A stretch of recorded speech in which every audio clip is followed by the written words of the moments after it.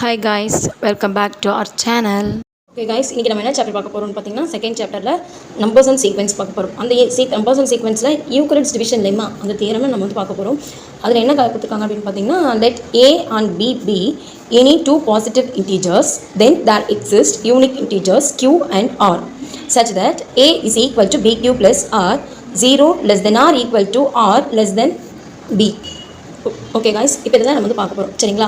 இப்போது இதில் என்ன கண்டிஷன் பார்த்தீங்கன்னா, a is equal to bq plus r, 0 less than or equal to r less than b. இந்த condition தான் இல்லைங்களா?